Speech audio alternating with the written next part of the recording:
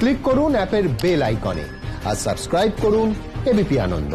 সব সময় থাকুন খবরে। ফিরে এলাম এক ঝলকের পর। যে খবরে চোখ রাখবো, করোনা আক্রান্ত সৌমিত্র চট্টোপাধ্যায়ের শারীরিক অবস্থা স্থিতিশীল। হাসপাতাল সূত্রে যেমনটা খবর পাওয়া যাচ্ছে, গতকাল রাতে ঘুমিয়েছেন বর্ষিয়ান অভিনেতা, জ্বর নেই, শরীরে অক্সিজেনের মাত্রাও স্বাভাবিক। এই মুহূর্তে আমাদের সঙ্গে টেলিফোন লাইনে রয়েছেন আমাদের প্রতিনিধি অতসী মুখোপাধ্যায়। অতসী, হাসপাতাল সূত্রে আর কি কি খবর রয়েছে?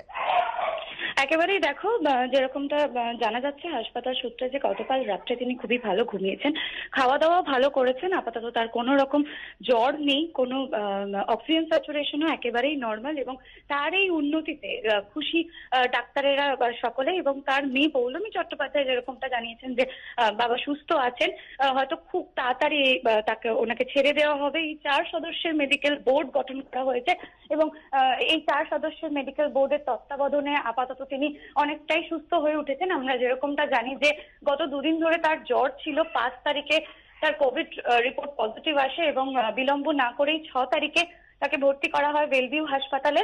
এবং আজকে গত রাত্রের পর আজকে গতকালের থেকে তার অবস্থার অনেক অনেক উন্নতি হয়েছে, স্থিতিশীল রয়েছেন এই বর্ষিয়ান অভিনেতা। তাই আপাতত চিন্তার কোনো কারণ নেই, এবং সব মিলিয়ে ডাক্তারেরা খুবই আশাবাদী যে খুবই তাড়াতাড়ি তাকে হয়তো ছেড়ে দেওয়া হবে। মাধুরী, ধন্যবাদ অতসী।